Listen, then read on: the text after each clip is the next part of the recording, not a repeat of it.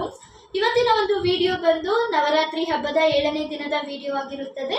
ನವರಾತ್ರಿ ಹಬ್ಬದ 7ನೇ ದಿನ ನಾವು ಕಾಲರಾತ್ರಿ ದೇವಿಯನ್ನು ಆರಾಧಿಸುತ್ತೇವೆ. ಕಾಲರಾತ್ರಿ ದೇವಿಯು ದುರ್ಗೆಯ 7ನೇ ಸ್ವರೂಪ ಎಂದು ಹೇಳಲಾಗುತ್ತದೆ.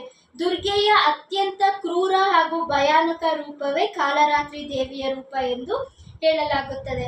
ಕಾಲರಾತ್ರಿ ದೇವಿಯು ಅಂದರೆ ದುರ್ಗೆಯು ಏನಕ್ಕೆ ಈ ರೂಪವನ್ನು ತಾಳಿದ್ದಾಳು ಎಂದರೆ, ಮಹಿಷಾಸುರನಂತಹ ಅಸುರನನ್ನು ಸಂಹರಿಸಲು ದುರ್ಗೆಯು ಈ ರೂಪವನ್ನು ತಾಳಿದ್ದಾಳು ಎಂದು ಹೇಳಲಾಗುತ್ತದೆ.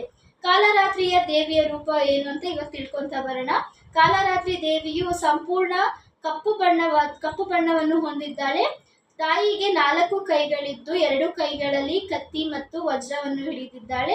ಉಳಿದ 2 ಕೈಗಳಲ್ಲಿ ಅಭಯ ಮತ್ತು ವರದಾನ ನೀಡುತ್ತಾಳೆ ಎಂದು ಹೇಳಲಾಗುತ್ತದೆ. ತಾಯಿಯನ್ನು ಅಂದರೆ ನವರಾತ್ರಿ ಹಬ್ಬದ 7ನೇ ದಿನ ನಾವು ಕಾಲರಾತ್ರಿ ದೇವಿಯನ್ನು ಆರಾಧಿಸುವುದರಿಂದ ನಮ್ಮ ಜೀವನದಲ್ಲಿ ಶಕ್ತಿ, ಧೈರ್ಯ, ಯಾವುದೇ ರೀತಿಯಾದಂತಹ ದುಷ್ಟರ ಸಂಹಾರ ದುಷ್ಟ ಶಕ್ತಿಗಳು ನಮ್ಮ ಜೀವನದಲ್ಲಿ ಬಂದರೆ ಅದನ್ನು ನಿವಾರಿಸುತ್ತಾಳೆ ಎಂದು ಹೇಳಲಾಗುತ್ತದೆ. ನವರಾತ್ರಿ ಹಬ್ಬದ 7ನೇ ದಿನ ನಾವು ಕಿತ್ತಳೆ ಬಣ್ಣ ಅಂದರೆ ಆರೆಂಜ್ ಕಲರನ್ನು ನಾವು ಧರಿಸೋದ್ರಿಂದ ನಮ್ಮ ಜೀವನದಲ್ಲಿ ಶಕ್ತಿ, ಧೈರ್ಯ, ಉತ್ಸಾಹ ಮತ್ತು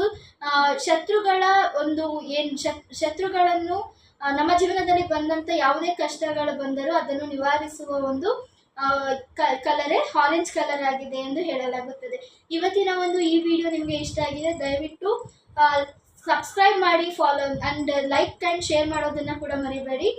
ಕಮೆಂಟ್ ಸೆಕ್ಷನ್ ಕಮೆಂಟ್ ಮಾಡೋದ್ರಿಂದ ನಮಗೆ ಇನ್ನಷ್ಟು ನಿಮಗೆ ಈ ಒಂದು ಕಾಲರಾತ್ರಿ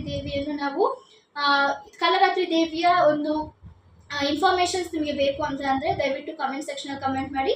ನಾನು ನಿಮ್ಗೆ ಇನ್ಫಾರ್ಮೇಷನ್ನು ಇನ್ನಷ್ಟು ನನಗೆ ಎಷ್ಟು ಸಿಗುತ್ತೋ ಅಷ್ಟು ಇನ್ಫಾರ್ಮೇಷನ್ ನಿಮಗೆ ಕಳಿಸ್ತೀನಿ. ಇವತ್ತಿನ ಒಂದು ವಿಡಿಯೋ ನಿಮಗೆ ಇಷ್ಟ ಆಗಿದೆ, ದಯವಿಟ್ಟು ಲೈಕ್, ಶೇರ್ ಆ್ಯಂಡ್ ಸಬ್ಸ್ಕ್ರೈಬ್ ಮಾಡೋದನ್ನು ಮರಿಬೇಡಿ. ನಾನು ಇವತ್ತಿನ ಒಂದು ವಿಡಿಯೋ ನಾನು ಇಲ್ಲಿಗೆ ಎಂಡ್ ಮಾಡ್ತಾ ಇದ್ದೀನಿ. Thank you for watching.